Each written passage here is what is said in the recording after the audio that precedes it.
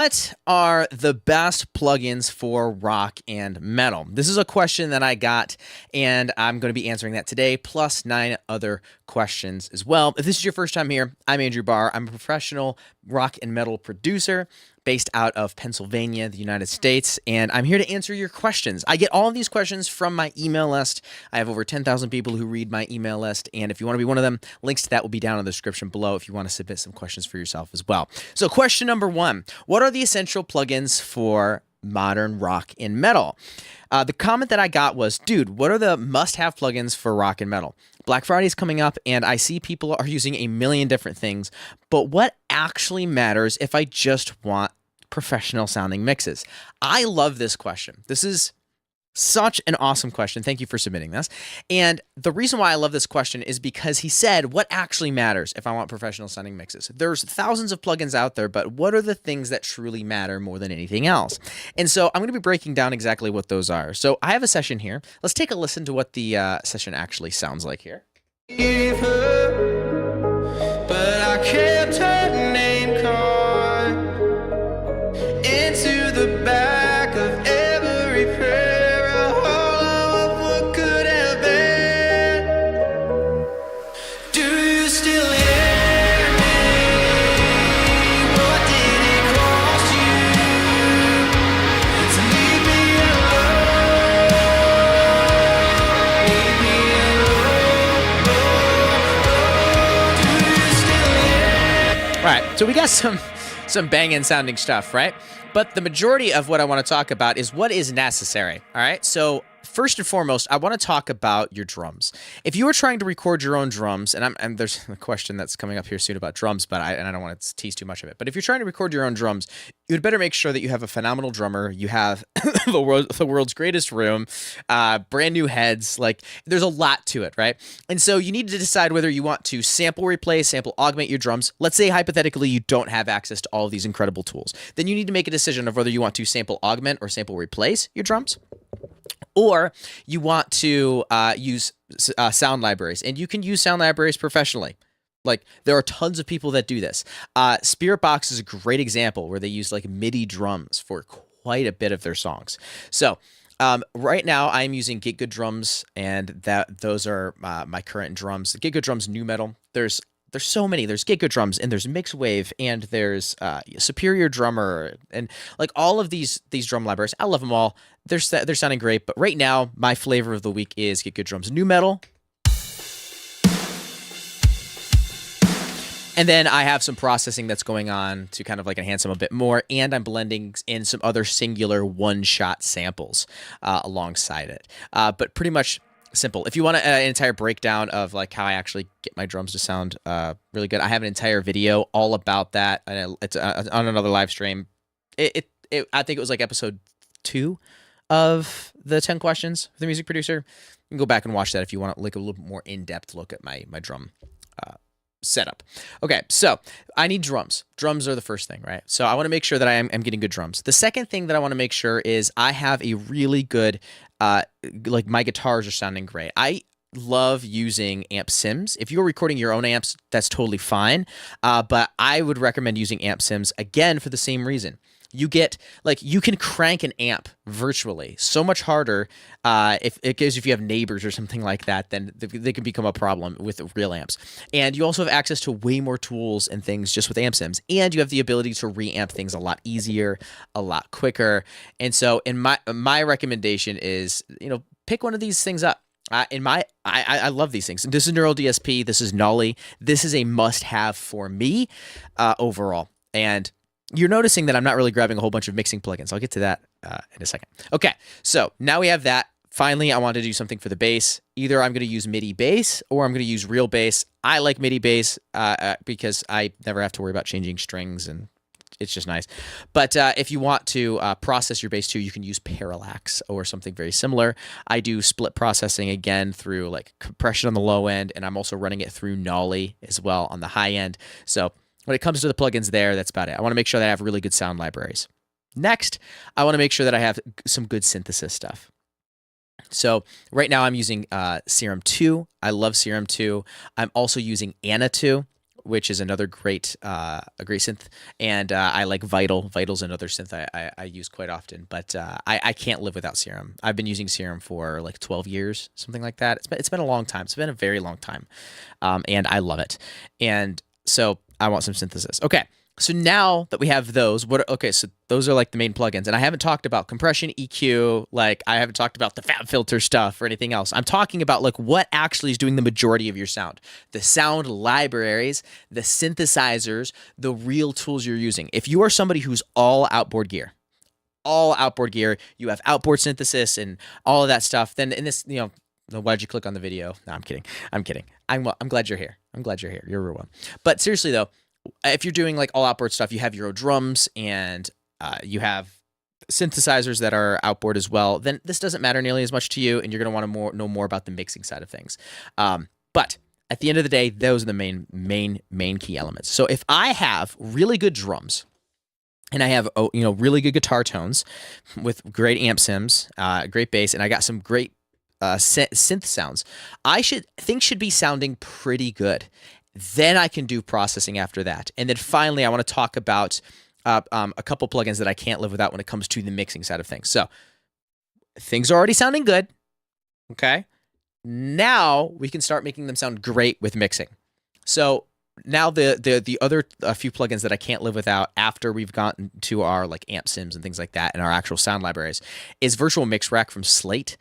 I love this. It has all of the like classic analog gear right inside of my DAW. I don't have analog gear or outboard gear anymore because I don't need it. It actually takes too much time for me, and these sound so good that it's just not necessary. I have found it to be not necessary to need outboard gear pretty much because of Slate Digital.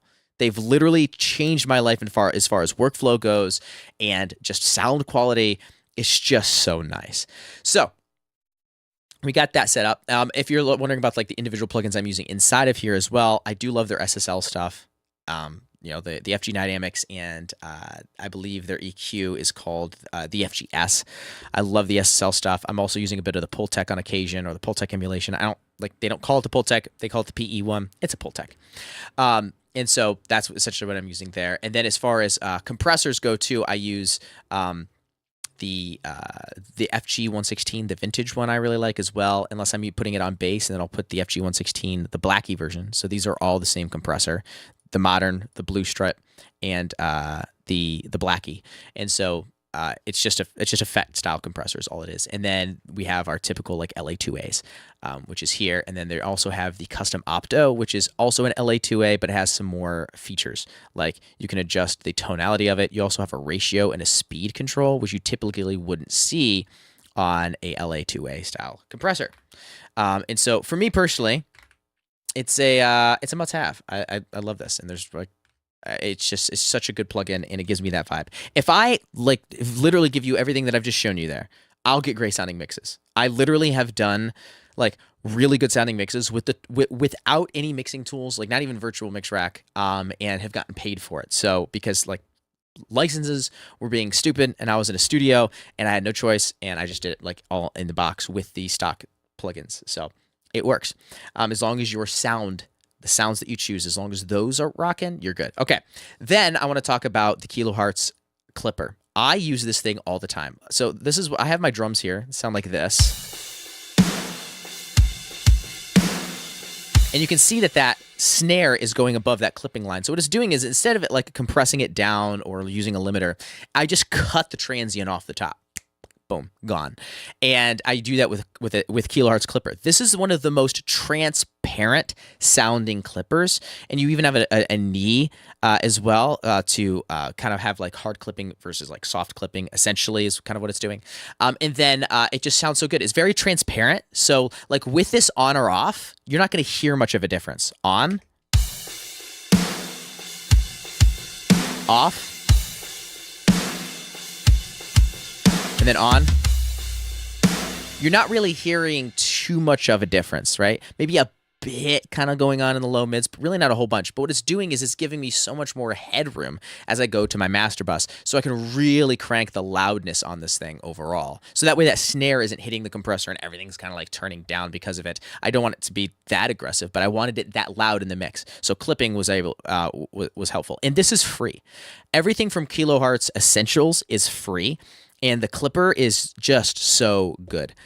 Really, really, really recommend grabbing this. So those are essential plugins that I have to have. Even on my own vocals, I'm using a lot of Virtual Mix Rack. Then I'm using a bit of saturation. I love X Saturator. This is part of the Slate All Access, like with the SSL bundle. I love the saturator. It sounds so good. It just like kind of adds some grit to things. And then Arvox. It's just so good. I love Arvox as well. But if I had to like boil everything down to my favorite mixing plugins, I would grab Virtual Mix Rack. Definitely want to grab X Saturator because it's one of my favorite saturators. And then I would want to make sure that I have obviously my like Neural DSP and my good guitar tones. But I consider like Neural DSP, STL tones. I love STL tones as well. I consider those plugins not mixing plugins. They are more sound choice plugins. I treat them very similar to like a VST, like drum libraries and things like that. So hopefully that's making sense. All right, that is question number 1. Bobby Hollifield says, will this video be available later and saved on YouTube? Yes, it will be. As soon as I'm done, it just stays the way it is.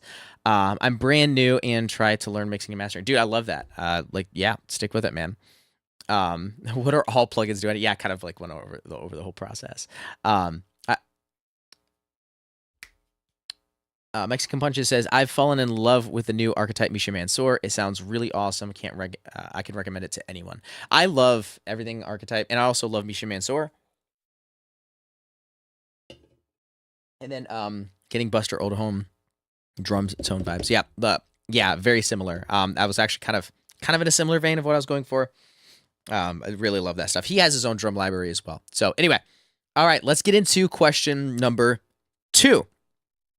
What is the best amp sim for modern metalcore productions? This is a question I get asked all the time, and there are lots of them out there. And the thing is, a lot of them are the same. So we have to be careful about what we're actually using, what we're actually buying, to make sure we're not buying extras of what we already have. So personally, I love Neural DSP, but let me break down exactly what's going on here in this session. So let's actually take a listen to these guitars in the context and then solo them.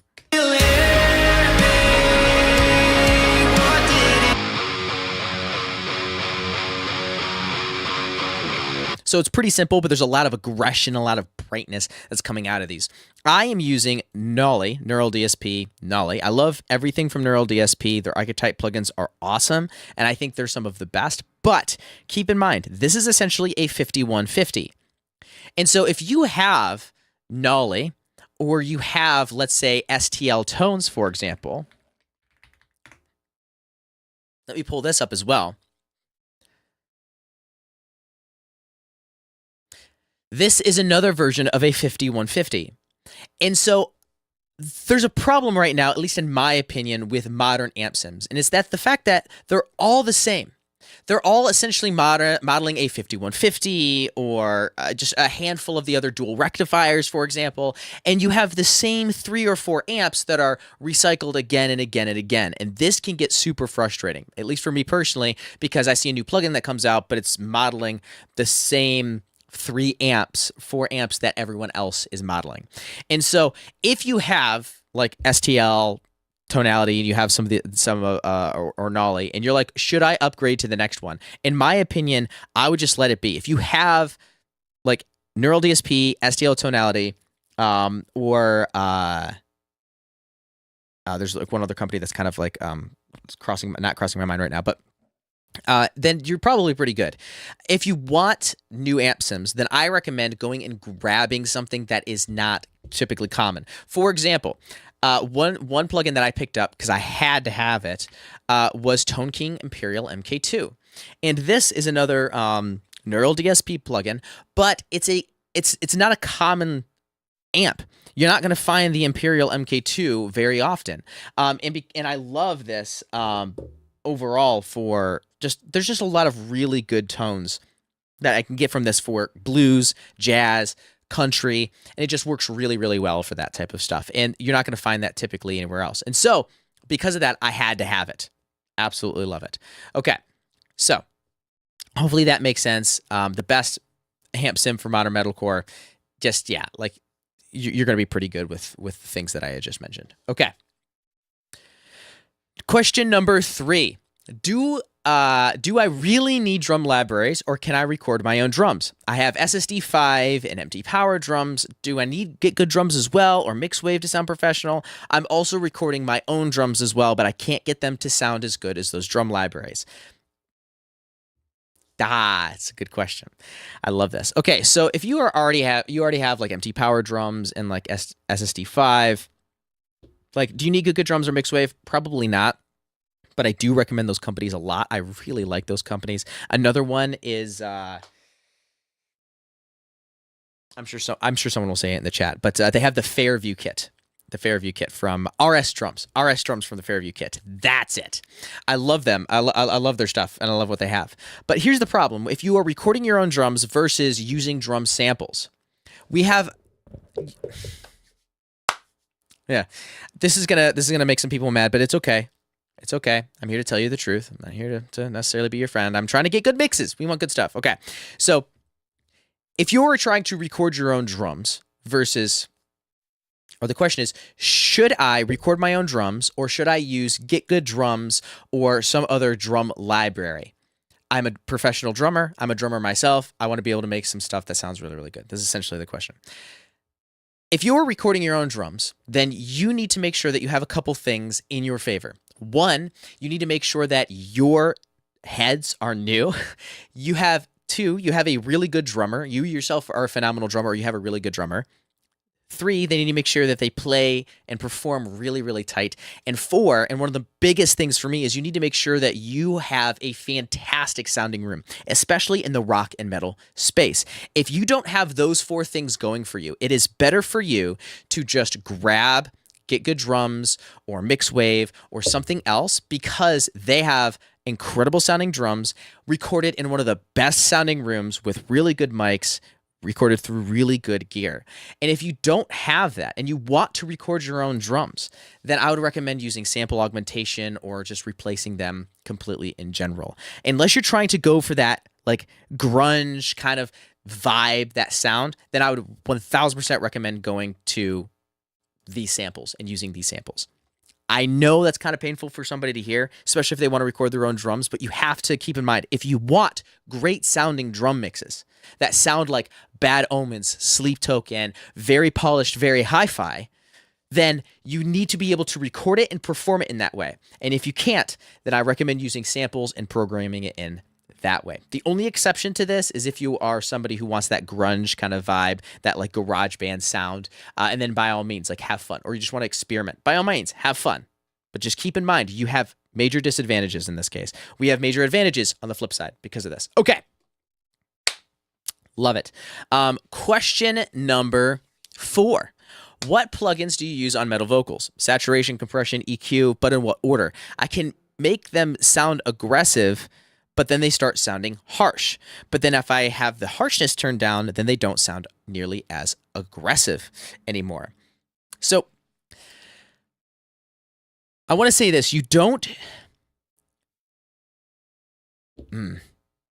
How do I want to say this in a way that actually makes sense?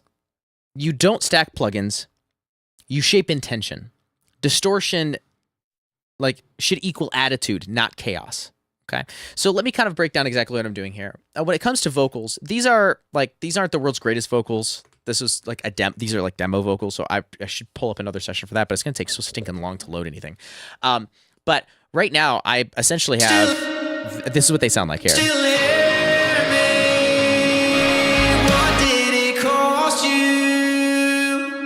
So leave me alone,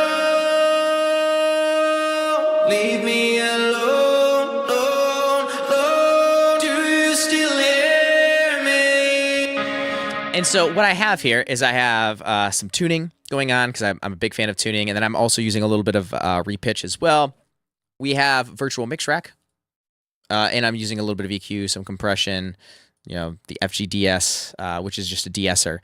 And so it's pretty simple, right? This is a gate, by the way, so it's just cutting out any of the noise below a certain threshold. So far, nothing too crazy. We have a little bit of RVox, a little bit, and like seriously, not a whole lot. And then finally, we have some SSL saturation.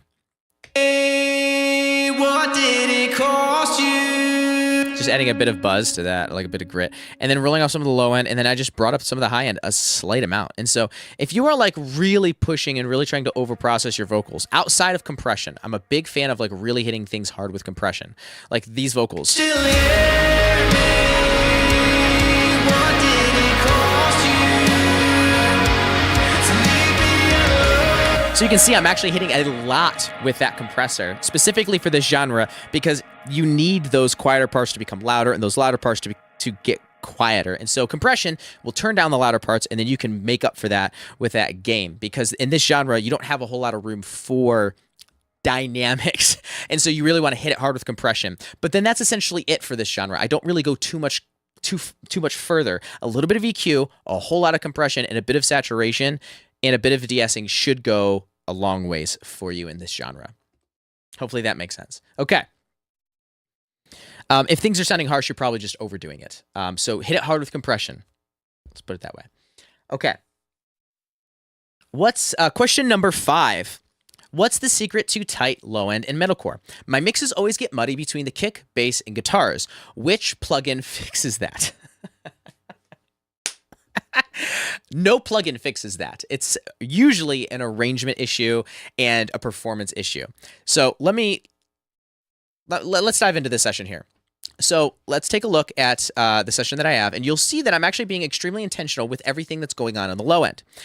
There's only a handful of things that are there, and I'm intentional with what's there, and everything else does not get a spot. Because if you look, there's 50 hertz and 100 hertz. That's a full octave, right? But 5,000 hertz and 10,000 hertz is also one full octave. There is so much more content in the high end than there is in the low end. And so because of that, you have to be very careful about what actually sits down in the low end. And so because of that, I decide I want my bass down there. I want my kick drum down there. I want my bass synth down there, and that's essentially it. And so it's not like a plugin fixes it all. It's that the way you arrange and the way you layer things fixes it. One of the biggest problems I see is people throw on a bunch of stuff. Oh, it's not sounding big enough, so I need to add more. When in all reality, you need to take away a lot more. Some of the tallest towers get more narrow towards the top. They have a really solid and strong foundation, but it's not that they're adding more. They're just very intentional with each block. If they just started slapping concrete one on top of another, it would eventually fall over. You have to get very intentional with your foundation, and only the things that matter need to be down there. Do you still hear me?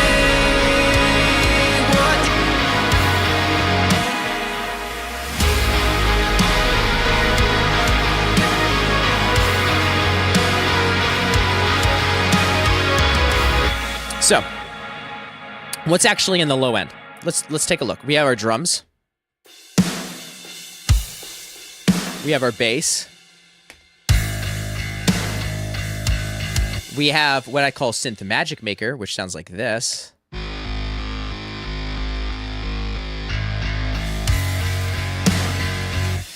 And that's about it. I have my risers and downers, which go up.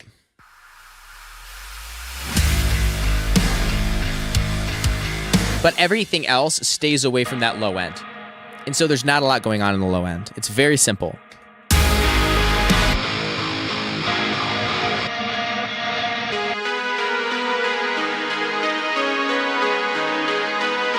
Really simple. Really not a whole lot going on at all. And so that's how you get a really good, nice, tight low end. You're just very intentional with what stays down there. Okay, let's get on to the next question, y'all. Number 6. Question number 6. Do I need mix bus compression for metal? All the pros have SSL compressors on their mix bus. Should I be doing that too?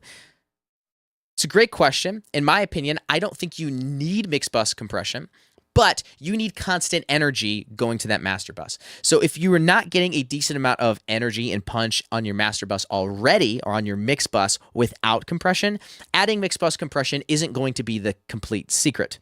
Adding mix bus compression can add the additional 15% you may be missing, but it's not going to be everything for you. Hopefully that makes sense. So let's take a look at what I actually have on my master bus here. And you can see that I have a little bit of compression. And when I say a little bit, not a whole lot at all. You can see that it's hitting about 1 dB of gain reduction.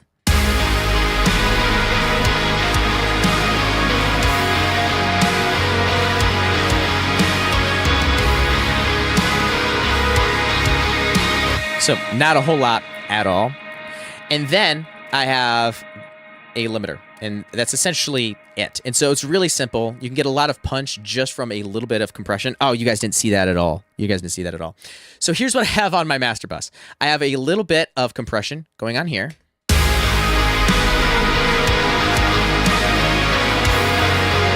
Like 1 dB of gain reduction. And then I have it going into a limiter. And that's essentially all that I have. And so if you can't get a decent punch just from that, like just that simple setup alone, then you need to go back to the drawing board and figure out what's playing. Are they hitting the drums hard enough? Do I have everything? Do I have consistent, constant energy going to the mix bus? Because if I don't, then compression isn't really going to solve my issue. Okay. Question number 7, and let me hit the chat real quick, just so that way I'm making sure. Yeah, you can't go anything wrong. You can't go wrong with anything from Will Putney. I 1000% agree, Mike, as well. Yeah, his production with Northlane is awesome. And you said that you're also a longtime Superior drummer user, especially for the total control of flexibility. Yeah, Superior drummer is pretty great. I do like a lot of their stuff. What are your go-to metal and kick and snare samples? How many layers do you usually go with, or does it really depend on the context and vibe of the song? Love that question. Let me just kind of give you an example. So here's my drums, and this is specific. Like this specific sound I'm going for is more Bad Omens kind of style. And so I have Giga drums here. And then I'm going into 1 kick and 1 snare sample. This is what the snare sample sounds like. Wide has some reverb to it, right? And then this is what the kick sample sounds like. And that's it, 1 sample per each.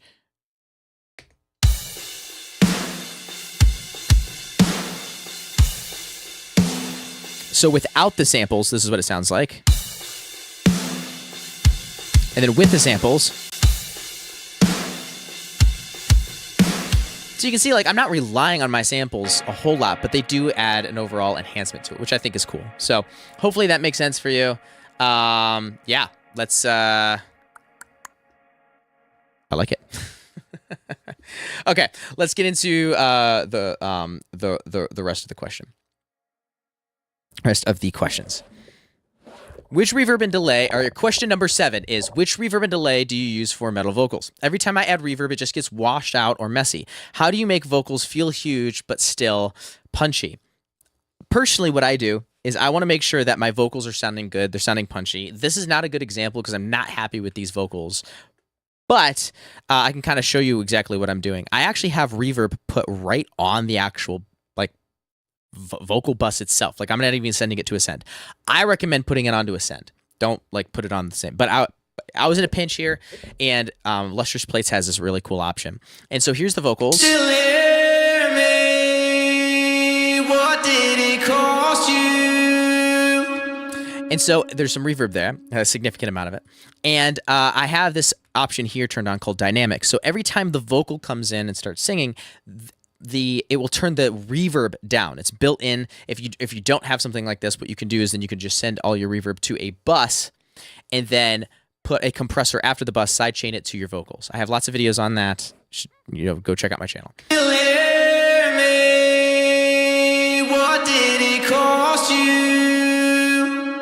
to leave me alone? So I'm just going to do it really aggressively just so you can kind of see like what it's actually doing. Leave me alone, alone. down low. Do you still hear me? What did it cost you to leave me alone? So you can see as the vocal stops is bringing that reverb up. So it allows you to have that vocal be present in the mix and then be there. But once again, make sure you're adjusting this in the context of the mix, because people will listen like this is, oh gosh, it kind of drives me nuts how often I see this sometimes.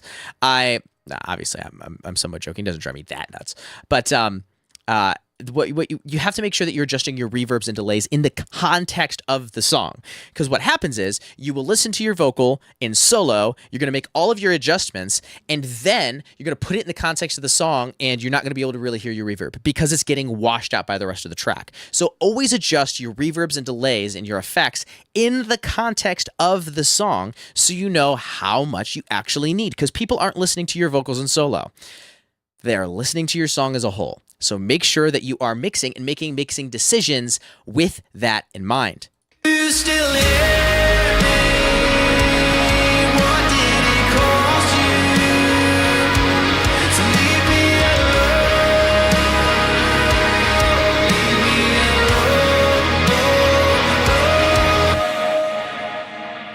alone. Okay. That was a good question. Question number 8. What's the most overrated plugin in metal production? Everyone hypes Fab Filter or the CLA 76 or Decapitator. Which ones are actually not worth it? Yeah. I'm going to say something that's going to make some people mad again, but hey, I'm here for truth. I'm here for truth above all else. They're all great plugins. Everything that you just mentioned are great plugins, but you have the wrong mindset. The most overrated tools are the ones you don't understand. If you truly think that this thing is going to be the thing that fixes your mix, that just means you don't understand that plugin well enough. That's all that it means, because every single type of mixing tool out there does a handful of things like compression, saturation, EQ. That's pretty much the 3 main things that all of these tools do. And so if you think that this specific tool is going to solve all your mixing problems, you just don't understand it well enough. So what's the most overrated, overhyped tool? It's the one that you truly don't understand. And so let it be. Fab Filter's great. Love all this stuff, but really really learn 5 plugins, like 5 plugins that you really know inside and out. That will get you better mixes than any Black Friday sale coming up ever will. Okay. Number 9, question number 9. Do I need multi-band compression on everything? I see everyone using Fab Filter, MB, OTT on every track. Is that what the pros actually do? I made a video about this just a few weeks ago called Advanced Mixing Tricks the Pros Use But Don't Talk About It. And I had like Buster Odoholm in the thumbnail. And I have video, like an arrow pointing to Pro MB being like, sidechain everything. And so in a lot of cases, if you're trying to get that extra little bit of punch, you could sidechain everything to the kick, like the low end of it. I explain it way more in that video, and so definitely go watch that video. But you can sidechain everything to the kick and kind of get things out of the way. The snare is another great example, but sidechaining, like multi-band sidechaining, can be really cool too, where everything on the low end gets sidechained to the kick. So for example, I have my bass here, and let's just say every time the kick hits, I want the low end of the bass, everything below 100 hertz, to get ducked out of the way. So let me grab multipass, and I'm just going to set it to everything below 100 hertz. I'll grab a compressor, sidechain, turn that on to external, and then we'll go here to sidechain, and then sidechain it to the kick. So every time the kick hits, it's going to trigger this compression to turn down the low end on the bass.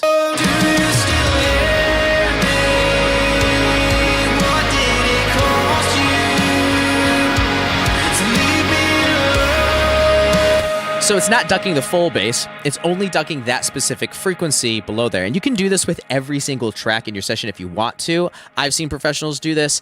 It's not going to be the thing that fixes a mix, but it can add an extra like 5% more punch than you would have gotten before. So it's a helpful tool, at least to know and have in your back pocket, but just don't assume that it's going to be the thing that solves everything for you. All right. Question number 10, and then I'll go into a little bit of the chat and finalize some last questions, which is, do I need to spend money on paid plugins if there are a lot of free ones out there? My dad used to say, you get what you pay for. And it's just true over and over and over again. And so, my recommendation is, if you really value something, you'll invest in it. And I know, like, if you're on a tight budget, dude, I totally get it. I totally get it.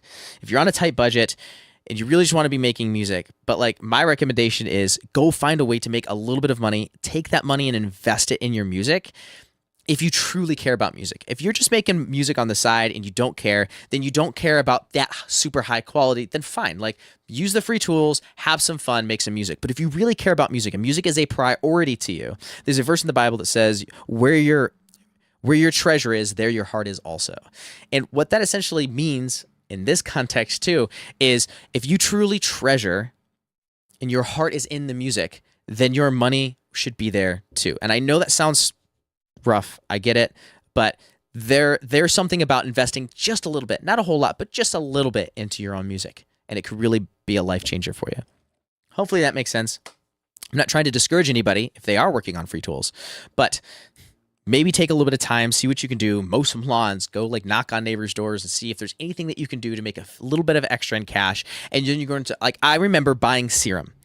I bought Serum for like $300 back when it was first came out, and it was like the last $300 I had to my name. And I learned that synth inside and out.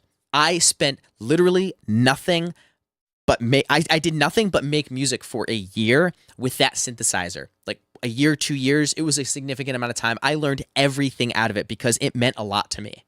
And because of that, I got very good at it. And so I wasn't buying all this stuff. I bought this one thing and I was all in on it, and I got really good tones from it. And now to this day, I've used that skill in every single synth I've opened, and I can make my own synth patches in a matter of seconds because it really meant a lot to me. There were free synths at the time, but I didn't value them nearly as much because I didn't put the money into it. So hopefully that makes sense. Okay. That was question number 10. Let's get into some of the chat. If you guys have questions, now's the time to do it. I'm going to stay on for just another few more minutes, and then we'll go from there. Okay, so there was some questions that I had from #Paddleman sounds like yes. I love it. I did answer somewhat answer the question on the drum samples. So let me give you the exact drum samples that I'm using, at least in this mix, which is the kick and snare. So the kick sample and the snare sample, both of these samples are from the, I think it's called BA Audio. There's this guy on Instagram that does a really good job with some of that stuff, and I bought, I think it was like $35 and bought that pack. That's what I'm using right now. I've also used Drumforge quite a bit as well, and I really love Drumforge. The Drumforge one-shots, I call them one-shots, SHOTZ. Really love a lot of their stuff. You can't go wrong with some of their stuff. You just got to go check it out. Then the kicks as well, the kicks and the snares. And then I haven't done the toms, at least in this song, but sometimes I will also augment the toms as well, just to kind of blend a little bit of life back into it. Okay. So that's about it. We'll have one more minute and then I got to go and we got to get on to the next one. So, love this. I love hanging out with you guys, and I will see you guys all very soon. If you like this video, you're probably going to want to watch this one. For anybody that's watching the replay, you're going to want to go watch this one. This is another Sound Like session from this song. So the Sound Like sessions I do every single Monday, and I make a song from start to finish. This was one of them, and you can go watch the full process here if you're watching the replay. All right, talk soon. Peace.